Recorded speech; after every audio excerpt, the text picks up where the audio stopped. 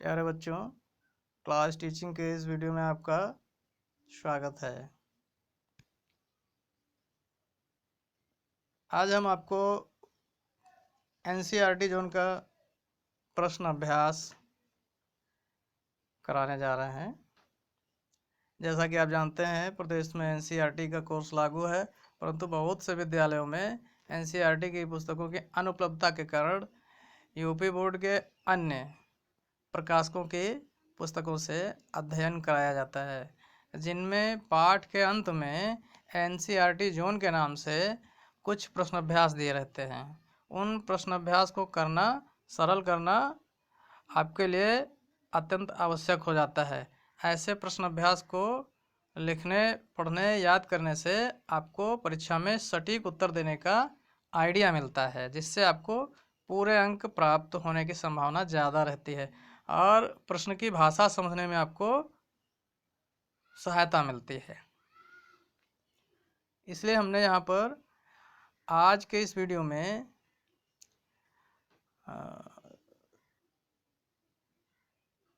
मानव स्वास्थ्य एवं रोग नामक जो पाठ दिया गया है, उस पाठ के अंत में दिए गए एनसीईआरटी जोन का प्रश्न अभ्यास सम्मिलित किया है। सिर्फ एक पाठ के प्रश्न अभ्यास हैं, जिसमें हम आपको लघु उत्तरीय प्रश्न और अति लघु उत्तरीय प्रश्नों के संदर्भ में बात करेंगे। इस पाठ का विस्तृत अध्ययन करने के लिए इस चैनल को सब्सक्राइब कर लीजिए और YouTube पर वीडियो सर्च करके आप वीडियो को कई बार देख सकते हैं, जिससे आपको पाठ का अच्छा ज्ञान हो जाएगा। एनसीईआरटी जोन पाठ्य पुस्तक के अभ्यास में दिए गए प्रश्न और उनके उत्तर। इस वीडियो में जो पाठ लिया गया है, मानव स्वास्थ्य एवं रोग, इकाई का नाम है जीव विज्ञान और मानव कल्याण। जीव विज्ञान और मानव कल्याण के अंतर्गत पाठ का नाम है मानव स्वास्थ्य एवं रोग। इस पाठ के एनसीईआरटी जोन के प्रश्न अभ्यास यहाँ पर दिए गए हैं, जिनमें से पहला प्रश्न है, कौन से विभिन्न जन स्वास्थ्य उपाय हैं जिन्हें आप संक्रामक रोगों के विरुद्ध रक्षा उपायों के रूप में सुझाएंगे। यहाँ पर आप देख रहे हैं कि आपको यही नहीं पता चल रहा है कि इस प्रश्न में पूछा क्या गया है। सीधी भाषा में आपको नहीं समझ में आ रहा है। एक्चुअल में यहाँ पर क्या पूछा गया है कि संक्रामक रोगों की रोकथाम के लिए क्या उपाय किए जा सकते हैं। सीधा सीधा ऐसे भी लिखा जा सकता था, लेकिन प्रश्न को थोड़ा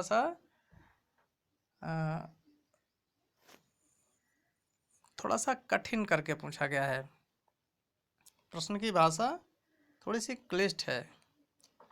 तो अब आपको इसके उत्तर में क्या लिखना है? संक्रामक रोगों की रोकथाम के लिए जो भी उपाय किए जाने चाहिए, वही उपाय लिखने, जैसा कि यहाँ उत्तर में दिया गया। लेकिन आपके सामने यदि उत्तर ना होता, केवल प्रश्न लिखा है, तो आपको कन्फ्यूजन हो जाता है कि इस प्रश्न के उत्तर में हमको लिखना क्या है, और आप सटीक उत्तर नहीं लिख पाते हैं। उसी क्रम में यहाँ पर देखिए, उत्तर में लिखना है, पहले हेडिंग डालिए संक्रामक रोगों की रोकथाम के लिए विभिन्न जन स्वास्थ्य उपाय। उसके बाद पॉइंट वाइज लिखते जाइए, number 1, number 2, number 3, number 4, number 5, number 6, जितने भी आप लिख सकते हैं, जितनी भी जानकारी आपको है आप लिख सकते हैं। और जितनी भी जानकारी का मतलब है कि आपको यह भी ध्यान देना है कि ये विस्तृत उत्तरीय प्रश्न है कि लघु उत्तरीय प्रश्न है कि अति लघु उत्तरीय प्रश्न है। तो यदि लघु उत्तरीय प्रश्न है तो आपके शब्दों का चयन निर्धारित होना चाहिए, बहुत ज़्यादा नहीं होना चाहिए। विस्तृत उत्तरीय ना बना देना इसको, ठीक है। तो अब देखिए, पहला पॉइंट लिखा हुआ है, संक्रामक रोगों की रोकथाम के लिए टीकाकरण कार्यक्रमों का आयोजन करना चाहिए। भाई, टीकाकरण करा दिया जाए तो संक्रामक रोगों को फैलने से रोका जा सकता है। तो ये पहला उपाय हो गया। दूसरा उपाय, रोग, उनके संचरण और शरीर के विभिन्न अंगों पर उनके प्रभाव के संबंध में जन सामान्य को जागरूक करना चाहिए। जैसे अभी आपका कोविड-19 जो वायरस फैल रहा है, तो इसमें बताया गया कि यह रोग किन अंगों के माध्यम से शरीर में पहुंचता है। तो जिन अंगों के माध्यम से शरीर में पहुंचता है, उन अंगों से हम सावधान रहते हैं कि वो अंग संक्रमित ना होने पाए, ठीक है। तीसरा पॉइंट लिखेंगे, अपशिष्ट पदार्थों का उचित प्रकार से निपटारा। किया जाए ताकि वातावरण स्वच्छ बना रहे और रोग वाहकों के प्रजनन स्थल जो होते हैं उनको विसंक्रमित करते रहना चाहिए। खाद्य संसाधनों के स्वच्छ व भली प्रकार से रख रखाव के लिए जन सामान्य को जागरूक करना चाहिए। व्यक्तिगत स्वच्छता और सामुदायिक स्वच्छता का भी ध्यान रखा जाए, इसके लिए लोगों को जागरूक किया जाए। रोग वाहकों के नियंत्रण के उपाय किए जाएं। पीने के शुद्ध जल की उपलब्धता सुनिश्चित कराई जाए जिससे जलजन्य रोग ना होने पाए। इस प्रकार से आपने देखा कि प्रश्न का उत्तर तो आपको पता होता है, लेकिन आप प्रश्न की भाषा में समझ नहीं पाते हैं कि हमको इस प्रश्न के उत्तर में लिखना क्या है। इसलिए ये प्रश्न अभ्यास का वीडियो हमने आपको बनाया है ताकि आपको ये सीखने में सुगमता हो। दूसरा प्रश्न देखिए, दूसरे प्रश्न में आपसे पूछा गया है जैविकी के अध्ययन ने संक्रामक रोगों को नियंत्रित करने में किस प्रकार हमारी सहायता की है। अब इस प्रश्न में बहुत आसान सवाल पूछा गया है, लेकिन शब्दों का चयन इस प्रकार किया गया है कि आप कंफ्यूज हो जाएंगे कि इसके उत्तर हम क्या लिखें। तो आप लोग क्या करते हैं, अनाप शनाप कुछ भी लिखना शुरू कर देते हैं, जबकि इस प्रश्न का उत्तर आपको बहुत अच्छी तरह से पता है। प्रश्न में दिया गया है जैविकी के अध्ययन ने, जैविकी मतलब कि जीव विज्ञान, जीव विज्ञान के अध्ययन ने संक्रामक रोगों को नियंत्रित करने में किस प्रकार हमारी सहायता की है। तो आप जानते हैं टीके का उपयोग और प्रत्यक्षीकरण कार्यक्रमों से चेचक जैसे जानलेवा रोगों को पूरी तरह से उन्मूलन कर दिया गया है। इसके अलावा पोलियो, डिप्थीरिया, निमोनिया, टेटनस, इन सबको भी काफ़ी हद तक रोक लिया गया है, नियंत्रित कर लिया गया है। तो ये सब कैसे संभव पाया है, जैव प्रौद्योगिकी के द्वारा और विभिन्न प्रकार के एंटीबायोटिक्स के निर्माण के द्वारा। अब टीके का निर्माण करना तो और एंटीबायोटिक्स के बारे में पहचान करना, इनके कार्यों का अध्ययन करना, यह आपको फिजिक्स, केमिस्ट्री, मैथ में थोड़ी पढ़ाया जाएगा, आपको हिस्ट्री, सिविक्स में थोड़ी पढ़ाया जाएगा, ये आप बायोलॉजी में ही तो आपको पढ़ाया जाएगा। तो जब आपने बायोलॉजी पढ़ा है तो आपको इन सभी कार्यक्रमों का, इन सभी टॉपिक्स का ज्ञान होगा। तो इसलिए कहा जाता है कि जैविकी के अध्ययन से संक्रामक रोगों को नियंत्रित करने में हमारी किस प्रकार सहायता होती है। तो जैविकी के अध्ययन से आपको इन सब बातों का ज्ञान होता है कि हम टीका का निर्माण किस प्रकार करें, रोगों की पहचान किस प्रकार करें, कौन सा रोग कैसे फैलता है, किन कोशिकाओं को नुकसान पहुंचाता है, उसका दायरा कितना हो सकता है संक्रमण का। तो इस प्रकार से जैविकी का अध्ययन जो होता है संक्रामक रोगों से लड़ने में, संक्रामक रोगों को नियंत्रित करने में हमारी सहायता करता है। इसीलिए कहा जाता है कि जीव विज्ञान का अध्ययन सभी को करना चाहिए। जीव विज्ञान का थोड़ा ज्ञान सबको होना चाहिए, पर्याप्त ज्ञान सबको होना चाहिए, थोड़े से भी काम नहीं चलेगा, पर्याप्त ज्ञान होना चाहिए। इसलिए जीव विज्ञान का अध्ययन जरूरी होता है। प्रत्येक परिवार में जीव विज्ञान का अध्ययन होना ही चाहिए। अन्य विषय का अध्ययन आप करें ये अच्छी बात है, पर जीव विज्ञान का अध्ययन करना जरूरी होता है। ठीक है, इस तरह से आपको ये पूरे प्रश्न का पूरा उत्तर पढ़ना है। सबसे जरूरी बात है कि आप प्रश्नों की भाषा को समझिए। तीसरा प्रश्न देखिए, तीसरे प्रश्न में आपको दिया गया है निम्नलिखित रोगों का संचरण कैसे होता है, जैसे अमीबता, मलेरिया, एस्कैरिस्ता, न्यूमोनिया, ये रोग कैसे फैलते हैं। अमीबता का मतलब होता है अमीबी अतिसार, जो डिसेंट्री हो जाती है, पेचिस जिसको बोलते हैं, पेचिस जिसमें मल से खून आता है। मल में कभी कभी ज़्यादा इन्फेक्शन पुराना हो जाता है तो केवल खून ही आता है, मल निकलते नहीं, पेट में ऐंठन होती है और जब आप मल विसर्जन ले जाएंगे तो ब्लड निकलेगा, बस बहुत ज़्यादा नहीं निकलता है, थोड़ा थोड़ा रुक रुक करके। तो इसका संचरण कैसे होगा, दूषित जल व दूषित खाद्य के सेवन से होता है। मलेरिया का संचरण एनाफ्लीज मच्छर के काटने से होता है, एनाफ्लीज मच्छर काटती है और रोग फैलता है। एस्कैरिस्ता, एस्कैरिस आप जानते हैं निमेटोमैंथीज होती है, निमेटोड्स होते हैं, और ये जब मनुष्य को संक्रमित करते हैं तो मनुष्य के मल पदार्थ के साथ में एस्कैरिस के अंडे भी मिट्टी में मिल जाते हैं, और यदि उस मिट्टी से लिया गया कोई भी संदूषित पदार्थ या गंदे हाथों से आप खाएंगे तो एस्कैरिस का संक्रमण आपको हो जाता है, उसको एस्कैरिस्ता रोग कहते हैं। इसके बाद में निमोनिया का संक्रमण जो है वो वायु जनित संक्रमण है, जो ड्रॉपलेट इन्फेक्शन के द्वारा होता है। ड्रॉपलेट इन्फेक्शन मतलब कि आप जैसे जो व्यक्ति निमोनिया से पीड़ित है वो उसके खांसी और छींक की वजह से जो ड्रॉपलेट्स हवा में चले जाते हैं, तो वो ड्रॉपलेट जिस स्वस्थ व्यक्ति के संपर्क में आ जाएंगे तो उसके नाक मुंह से प्रवेश कर जाएंगे और वो व्यक्ति, स्वस्थ व्यक्ति भी संक्रमित हो जाएगा। और रोगी व्यक्ति के बर्तनों के प्रयोग से भी निमोनिया रोग फैलता है। अगला प्रश्न आता है, जलवाहित रोगों की रोकथाम के लिए आप क्या उपाय अपनाएंगे? तो ये तो आसान प्रश्न है, इसकी भाषा समझ में आ जाती है, इसका उत्तर आप आसानी से लिख पाएंगे, फिर भी आपको पढ़ने के लिए यहाँ पर दे दिया गया है। इसके उत्तर में लिखेंगे, कुछ रोग जल के द्वारा संचरित होते हैं जैसे टाइफाइड, अमीबता, एस्कैरिस्ता। ठीक है, इनकी रोकथाम के लिए क्या उपाय करने चाहिए?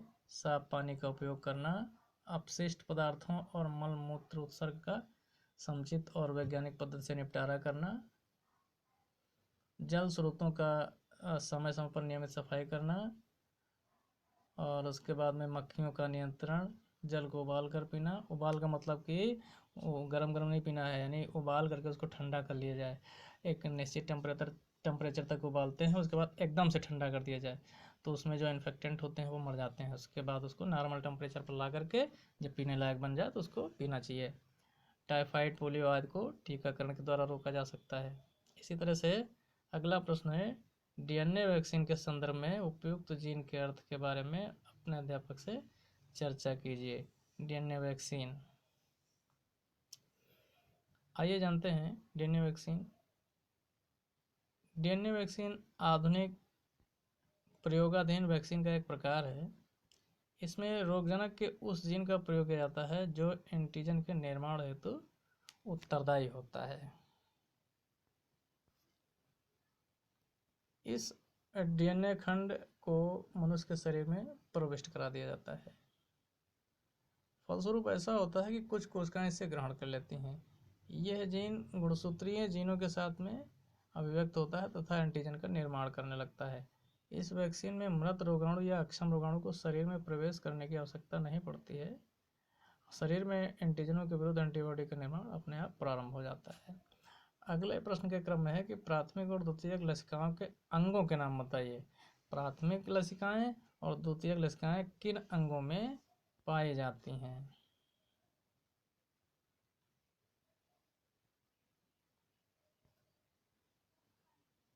इस प्रश्न का उत्तर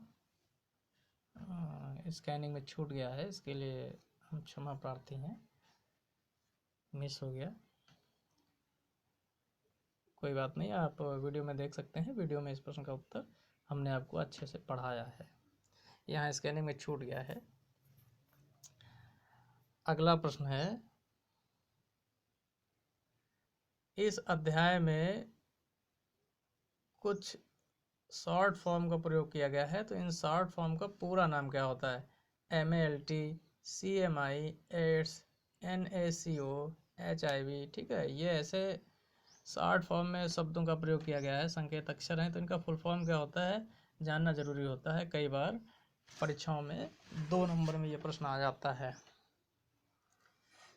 MALT का पूरा नाम होता है mucosal associated lymphoid tissue. Mucosal associated lymphoid tissue, Hindi में इनको कहते हैं या श्लेष्म संबद्ध लसिका ऊतक। दूसरा CMI, इसका नाम है सेल मीडिएटेड इम्यूनिटी या फिर कोशिका माध्यता प्रतिरक्षा। तीसरा है एड्स। एड्स का पूरा नाम होता है acquired immuno deficiency syndrome, Hindi में इसको बोलते हैं उपार्जित प्रतिरक्षा न्यूनता संलक्षण। NaCO, इसका पूरा नाम होता है नेशनल एड्स कंट्रोल ऑर्गेनाइजेशन। कई बार आप इन शब्दों को तो बार बार बोलते हैं लेकिन उनका अर्थ, उनका मतलब नहीं याद रहता है, तो इसलिए यहाँ पर रिवीजन करना ज़रूरी है। अगला HIV का पूरा नाम होता है human immunodeficiency virus. AIDS जो है वो बीमारी का नाम है, और ये एड्स जिस बीमारी से होता है, ओ सॉरी, जिस वायरस से होता है एड्स, उस वायरस का नाम HIV है। तो वायरस का नाम HIV होता है, और HIV वायरस से होने वाली बीमारी का नाम एड्स होता है। यहाँ पर आपको ध्यान देना पड़ेगा। इसके बाद में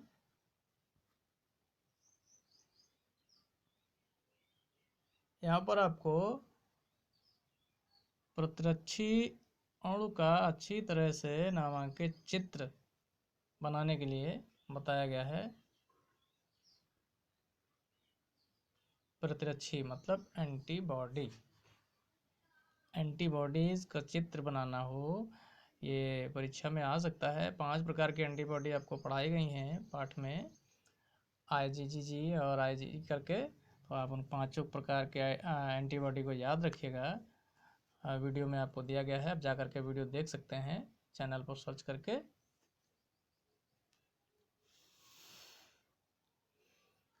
एक एंटीबॉडी का नामांकित चित्र बनाने के लिए यदि आपसे कहा जाता है तो इस चित्र को आप बना करके प्रैक्टिस कर लीजिए और याद रखिए, ठीक है।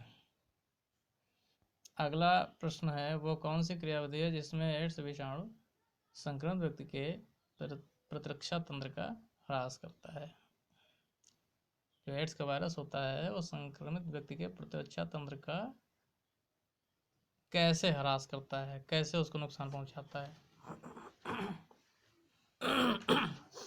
ऐसी विधि क्या है? व्यक्ति के शरीर में प्रवेश करने के बाद एड्स विषाणु मैक्रोफेज में प्रवेश करता है। जो मैक्रोफेजेज होती हैं उनमें प्रवेश करता है। मैक्रोफेजेज में पहुंचने के बाद में फिर HIV का जीनोम रिवर्स ट्रांसक्रिप्टेज एंजाइम की सहायता से रेप्लिकेशन द्वारा विषाणुई DNA बनाता है। रेप्लिकेशन का मतलब होता है एक DNA से या एक RNA से एक से ज़्यादा DNA और RNA का निर्माण होना, उसको रेप्लिकेशन कहते हैं, जिसमें जीन पदार्थ जो होता है वो अपनी संख्या में वृद्धि करता है। तो मैक्रोफेजेज में जा करके रिवर्स ट्रांसक्रिप्टेज एंजाइम की सहायता से रेप्लिकेशन द्वारा विषाणु DNA बनाता है, और यह विषाणु DNA प्रपोसी की कोशिका के, ये जो विषाणु का DNA बन गया वो प्रपोसी की कोशिका के DNA के साथ जुड़ करके संक्रमित कोशिकाओं को विषाणु कण पैदा करने का निर्देश देता है। ध्यान दीजिए इस यहाँ पर खुद जा करके जो वायरस होता है वो सबसे पहले तो मोनोक्लोनल DNA बनाता है, और उसके बाद में उस कोशिका को निर्देशित करता है कि वो कोशिका भी वायरस पैदा करे।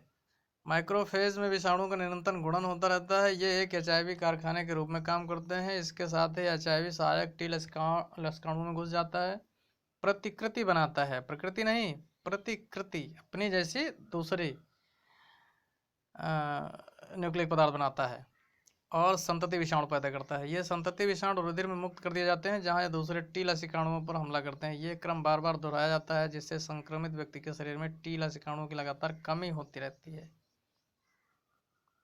ये कोशिकाएं प्रतिरक्षी तंत्र का महत्वपूर्ण भाग होती हैं। जो T कोशिकाएं होती है, आपने पढ़ा है बी लिम्फोसाइट और T लिम्फोसाइट थे।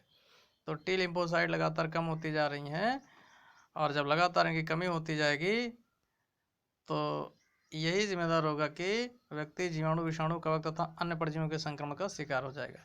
रोगी की प्रतिरक्षण क्षमता इतनी कम हो जाएगी कि वो इन संक्रमणों से अपनी रक्षा करने में असमर्थ हो जाएगा।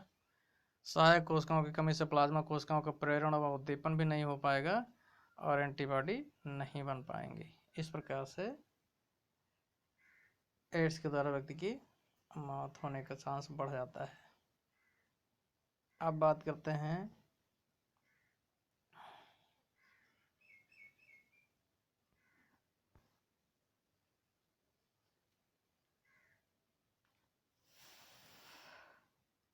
प्रसामान्य कोशिका से कैंसर कोशिका किस प्रकार भिन्न है। अब यहाँ प्रा जोड़ दिया तो आप उसमें कंफ्यूज हो जाएंगे। प्रसामान्य का मतलब वही आपकी सामान्य कोशिका, जो शरीर में सामान्य कोशिकाएं होती हैं। तो सामान्य कोशिका में और एक कैंसर कोशिका में क्या अंतर है, इन दोनों में क्या भिन्न है, यही आपको पढ़ना है। कैंसर कोशिका में विभेदन नहीं होता जबकि सामान्य कोशिका में होता है। विभेदन का मतलब है किसी चीज को पहचानना, विभेदित करना। कैंसर कोशिका मेटास्टेसिस प्रदर्शित करती है जबकि सामान्य कोशिका नहीं प्रदर्शित करती है। कैंसर कोशिका में केंद्रक बड़ा होता है जबकि सामान्य कोशिका में छोटा होता है। कैंसर कोशिकाएं नियोजित मृत्यु प्रदर्शित नहीं करती हैं जबकि सामान्य कोशिकाएं ऐसा करती हैं। इसके बाद मेटास्टेसिस का क्या मतलब है? Malignant tumour. दुर्दम अर्बुद की कोशिकाएं तेजी से विभाजित होती हैं और वृद्धि करती हैं। इस प्रकार के अर्बुद की कोशिकाएं, अर्बुद मतलब ट्यूमर्स, छोटे छोटे उभार आ जाते हैं कोशिकाओं के, जो कैंसर का ही एक शुरुआती रूप होते हैं, तो उनको अर्बुद कहा जाता है। दुर्दम अर्बुद की कोशिकाएं तेजी से विभाजित होती हैं और वृद्धि करती हैं। इस प्रकार के अर्बुद की कोशिकाएं रुधिर वलयिका द्वारा अन्यत्र स्थानों पर पहुंच जाती हैं। ये कोशिकाएं जिस स्थान पर जाती हैं वहीं पर नए अर्बुद बनाना प्रारंभ कर देती हैं, मतलब नया ट्यूमर बनाती हैं। यह गुण मेटास्टेसिस कहलाता है।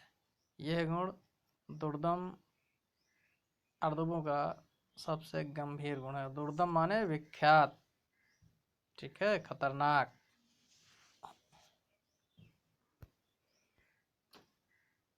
अगला प्रश्न है,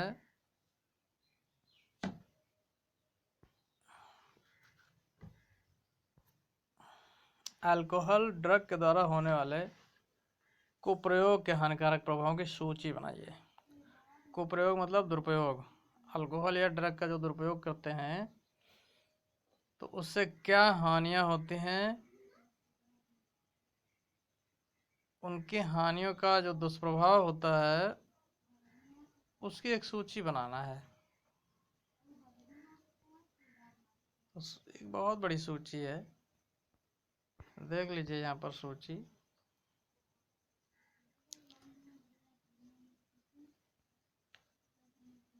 अल्कोहल ड्रग के तत्कालिक प्रतिकूल प्रभाव, असंतुलित व्यवहार, बर्बरता और हिंसा।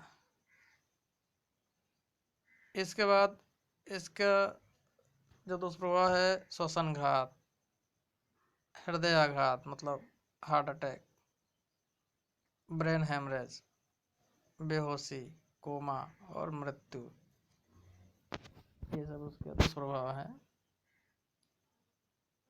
शैक्षिक और सामाजिक जीवन प्रभावित होता है। व्यक्तिगत स्वच्छता में कमी आ जाती है। एकाकीपन, अवसाद, थकावट, व्यक्ति आक्रमणशील हो जाता है, विद्रोही हो जाता है, परिवार और मित्रों से उसके संबंध बिगड़ जाते हैं, खाने सोने की आदतों में परिवर्तन हो जाता है, भूख और वजन घट बढ़ जाते हैं, प्रतिरोधक क्षमता नष्ट हो जाती है, पेशी संतुलन बिगड़ जाता है, मस्तिष्क और तंत्रिका तंत्र की प्रतिक्रिया विलंब से होने के कारण कार्य क्षमता घट जाती है, निर्णय लेने की क्षमता प्रभावित होने लगती है।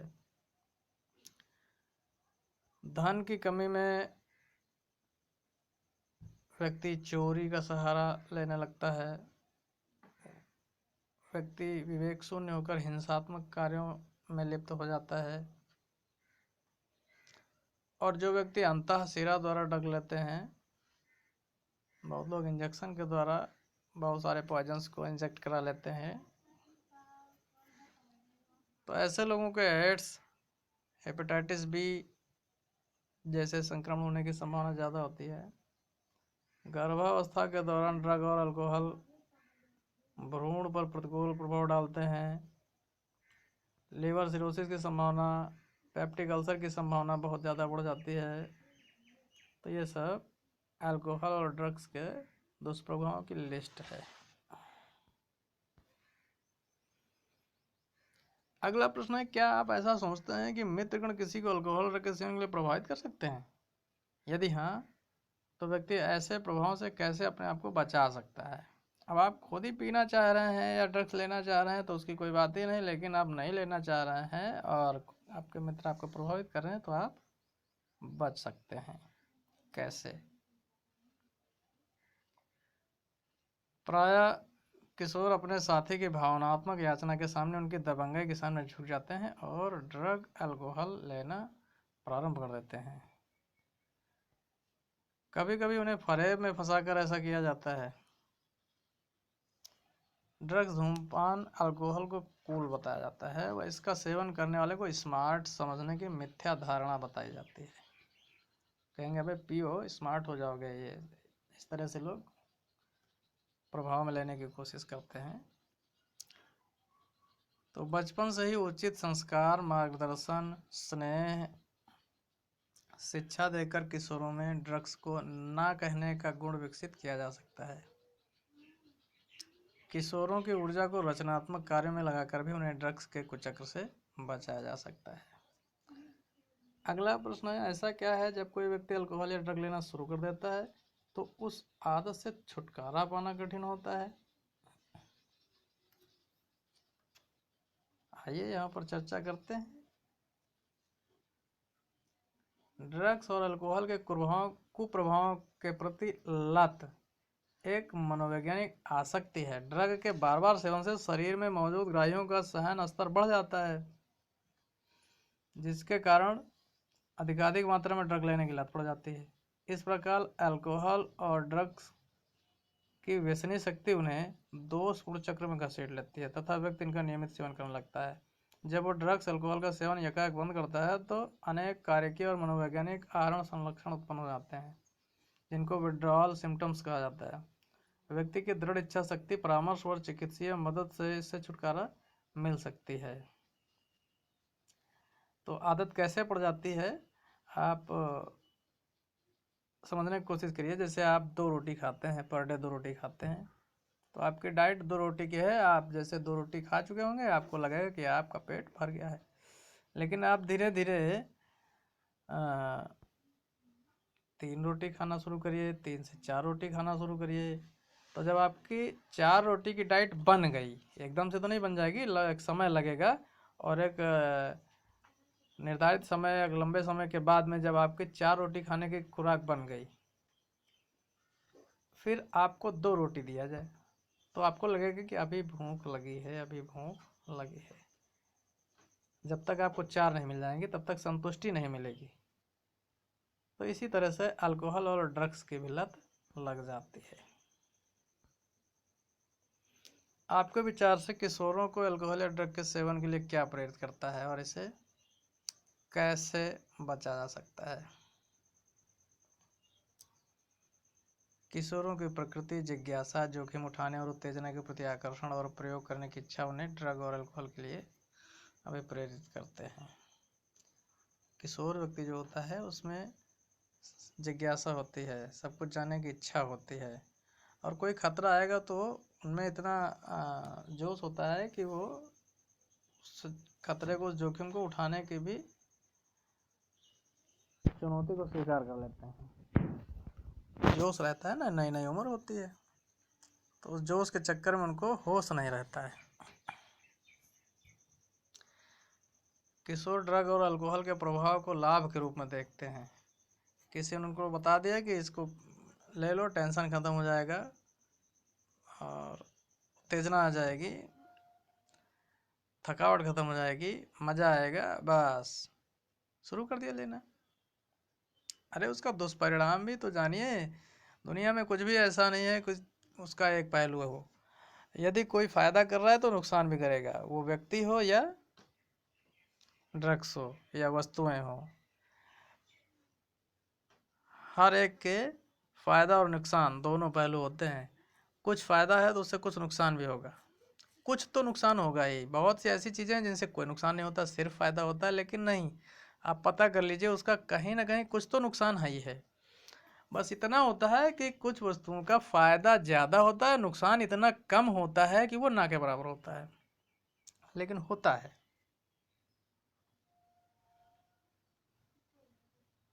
पहली बार किशोर इनका प्रयोग जिज्ञासा के कारण करता है, उसके बाद समस्याओं का सामना करने से बचने के लिए इनका प्रयोग करने लगता है।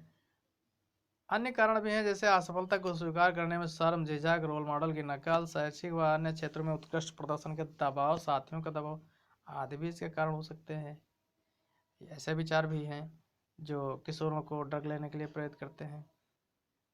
समकक्षियों के अनुचित दबाव, भावनात्मक याचना को ना कहना सीखना चाहिए। सफलता असफलता को सहज रूप से स्वीकार करें, ऊर्जा को सकारात्मक कार्यों में लगाएं, नैतिकता के पथ पर चलने में गर्व का अनुभव करें। इनसे बचने के लिए उस स्थिति की पहचान करना सबसे उत्तम है जो किशोर के अल्कोहल या ड्रग के सेवन की ओर धकेलती हैं। बच्चे की पसंद का सम्मान कर उसे प्रोत्साहित करना चाहिए। बच्चे को उसकी क्षमता से अधिक करने के लिए अनावश्यक दबाव नहीं डालना चाहिए।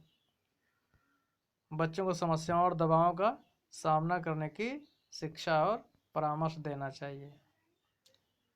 इसके बाद आप अतिलघु उत्तरीय प्रश्नों के चैप्टर में आते हैं। इनमें सबसे पहला प्रश्न दिया गया है कैंसर क्या है। कैंसर कोशिका सामान्य कोशिका से किस प्रकार भिन्न होती है। सामान्य कोशिका कैंसर कोशिका कैसे बन जाती है। तो इससे संबंधित पीछे अभी प्रश्नों में हम आपको कुछ बता भी चुके हैं। सामान्य कोशिका और कैंसर कोशिका में अंतर क्या होता है ये बता चुके हैं। यहाँ पर आप जानिए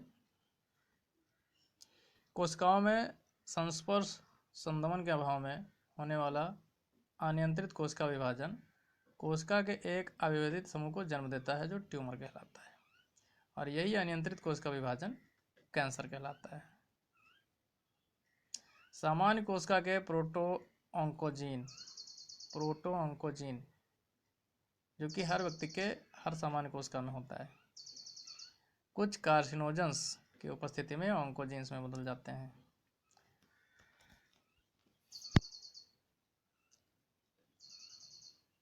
कार्सिनोजेंस क्या है? ऐसे उत्प्रेरक हैं जैसे भौतिक उत्प्रेरक हो सकते हैं, रासायनिक उत्प्रेरक हो सकते हैं, जैविक कारक हो सकते हैं। भौतिक उत्प्रेरक में आपके यूवी रेज, एक्सरेज आती हैं और भी रेज हैं। रासायनिक उत्प्रेरक में जैसे आप बहुत तरह की दवाइयाँ लेते रहते हैं, टैबलेट्स, एलोपैथिक दवाइयाँ। और जैविक कारकों में एंजाइम्स, हार्मोन्स,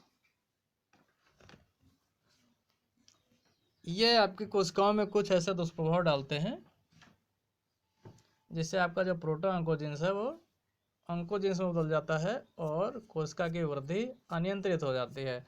अनियंत्रित कोशिका वृद्धि ही कैंसर कहलाती है। तो इसलिए प्रयास करिए कि आपका स्वास्थ्य अच्छा बना रहे, आपको दवाएं न लेना पड़े। हर संभव कोशिश करिए कि आपको किसी भी प्रकार की रासायनिक दवाएं ना लेना पड़े।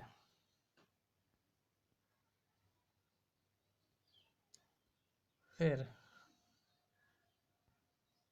एक प्रश्न आता है कैनाबिनॉइड्स किस पौधे से प्राप्त किए जाते हैं। 2 कैनाबिनॉइड्स के नाम लिखिए। शरीर का कौन सा भाग कैनाबिनॉइड्स के सेवन से प्रभावित होता है।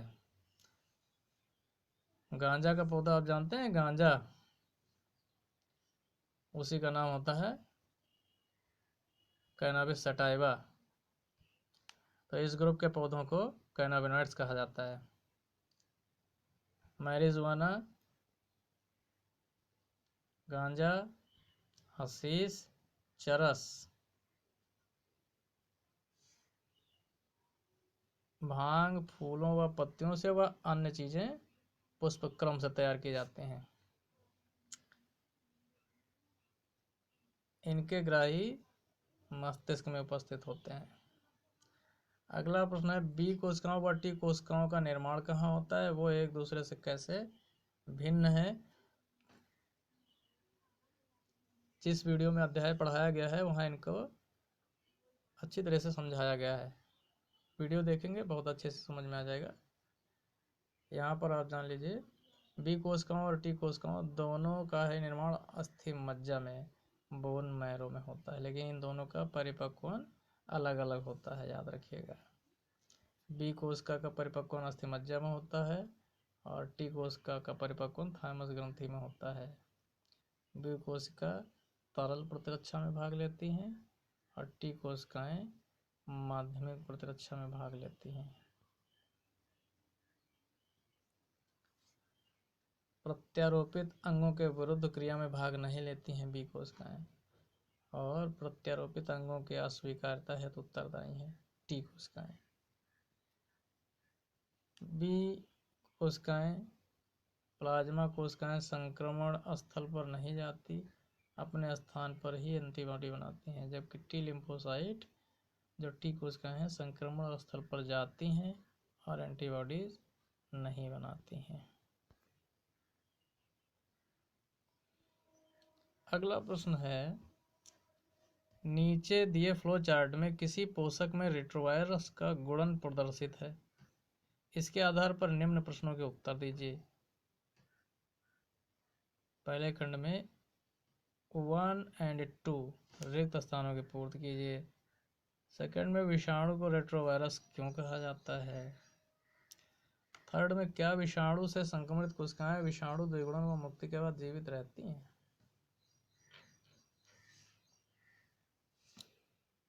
तो इसमें पहला उत्तर तो आप ये जानिए, यहाँ खाली जगह में भरना है, यहाँ भरना है। यहाँ पर आएगा विषाणु का डीएनए जो रिवर्स ट्रांसक्रिप्टेज द्वारा बनता है। दूसरे खाने में भरा जाएगा परिवर्तित जीनोम द्वारा विषाणु कणों का निर्माण। दूसरे प्रश्न के खंड का उत्तर है, एड्स विषाणु एक रेट्रो विषाणु है क्योंकि इसमें रिवर्स ट्रांसक्रिप्टेज एंजाइम पाया जाता है तथा ये अपने आरएनए तथा रिवर्स ट्रांसक्रिप्टेज एंजाइम द्वारा डीएनए निर्माण में सक्षम होता है। कई बार आपसे पूछा जाता है रेट्रोवायरस से आप क्या समझते हैं, तो हम लोग इसको ठीक से याद रखें, यह बहुत महत्वपूर्ण है। एड्स विषाणु एक रेट्रो विषाणु है क्योंकि इसमें रिवर्स ट्रांसक्रिप्टेज एंजाइम पाया जाता है तथा ये अपने आरएनए तथा रिवर्स ट्रांसक्रिप्टेज एंजाइम द्वारा डीएनए निर्माण में सक्षम होता है। इस प्रश्न के सी खंड का उत्तर यहाँ पर है। प्रश्न में पूछा गया, क्या विषाणु से संक्रमित कोशिकाएं विषाणु द्विगुणन हुआ मुक्ति के बाद जीवित रहती हैं। तो उत्तर में आपको बताया गया है, जी हाँ, मैक्रोफेज विषाणुओं के द्विगुणन में जीवित रहती हैं तथा विषाणुओं की फैक्ट्री बन जाती हैं, लेकिन टी कोशिकाओं में इनके संक्रमण से उनकी संख्या कम होती है।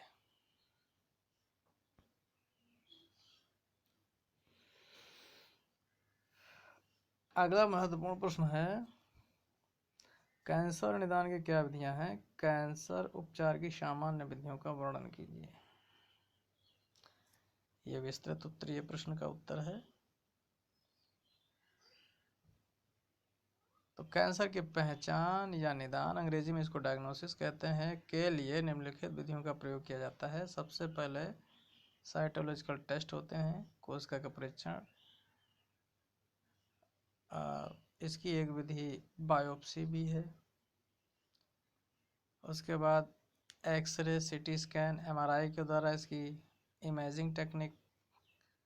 इसके बाद एंटीजन एंटीबॉडी आधारित रक्त में एसिड फास्फेटेज के बढ़े हुए स्तर की जांच करी जाती है। एंडोस्कोपी और एंडोस्कोपी कराई जाती है। वंशागत कैंसर के खतरे या अंकों जिनकी पहचान है तो जांच कराई जाती है। फिर इसका उपचार कैसे करते हैं। इसके उपचार के लिए शल्य चिकित्सा, विकिरण चिकित्सा या रेडियोथेरेपी, जिसको आजकल कीमोथेरेपी के नाम से जाना जाता है, कीमोथेरेपी इसी का ही एक पार्ट है। और रासायनिक चिकित्सा, जिसमें तमाम प्रकार की टैबलेट्स और एलोपैथिक दवाएं और अन्य प्रकार की दवाएं दिया जाता है। इसके बाद में प्रतिरक्षी चिकित्सा। इस प्रकार से कैंसर की पहचान और निदान के लिए निम्नलिखित विधियां यहाँ पर दी गई हैं। तो बच्चों, आपने देखा यहाँ पर आपको बहुत ही आराम से प्रश्न पढ़ने और उनकी भाषा को समझने का अवसर मिला। इसी प्रकार से हम कोशिश करेंगे कि प्रत्येक अध्याय के अंत में जो है एनसीईआरटी का जोन है, तो एनसीईआरटी जोन के सभी प्रश्न अभ्यास हम आपको उपलब्ध करा देंगे और आप लोग पढ़िए, अपनी अच्छे से तैयारी करिए। अच्छी पढ़ाई करने के लिए, करते रहने के लिए इस चैनल को सब्सक्राइब कर लीजिए और बार बार इसको वीडियो को देखा करिए और अध्ययन करिए, याद करिए। पेन और कॉपी साथ में लेकर के बैठा करिए, जिससे आप नोट्स बनाते रहिए और उनको याद करते रहिए। ठीक है, ओके, अच्छे से पढ़ाई करिए। Thank you.